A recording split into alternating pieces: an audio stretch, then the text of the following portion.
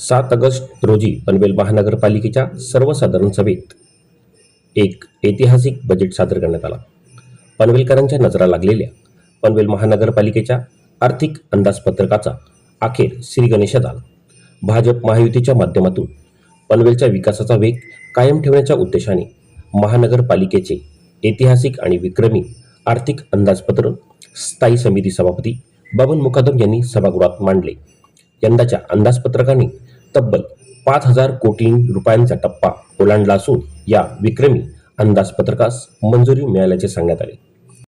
नमस्कार, आपल्या चॅनलच्या माध्यमातून सांगू इच्छितो, आमदार प्रशांतदादा ठाकूर यांनी नेहमीच पनवेलच्या विकासाचा विजन ठेवलेला आहे आणि त्याच्या माध्यमातून 2016ला जी महानगरपालिका अस्तित्वात आली त्या महानगरपालिके तिथपासून या महानगरपालिकेचा आपण बघता मोठ्या प्रमाणात विकास झाला।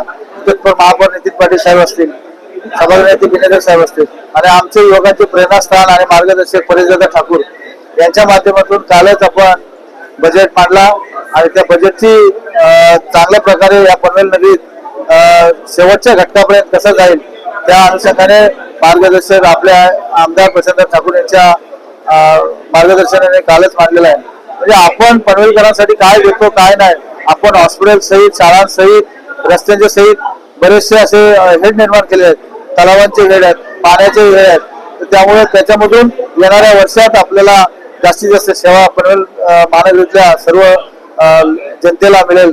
आणि याच्यामध्ये आनंदाची गोष्ट म्हणजे आपण आता एक तलोजाला एक शाळा मागच्या महिन्यात घेतली, कालच आपण एक शाळा कामोठ्यामध्ये तयार करतो महानगरपालिकेच्या माध्यमातून। या शाळांचा चांगल्या प्रकारे आपण शिक्षण कसा देता येईल त्याच्याकडे जास्तीत जास्त भर पडेल आणि जनतेची सेवा मिळेल। नगरसेवक आमचे नुसते सत्ताधाऱ्यांचे नसून त्याच्यामध्ये विरोधी नगरसेवक पण आहेत, पण आमदार साहेबांचं मोठेपण त्यांच्या मार्गदर्शनाखाली जो 5 लाखाचा निधी होता तो 25 लाखापर्यंत गेला।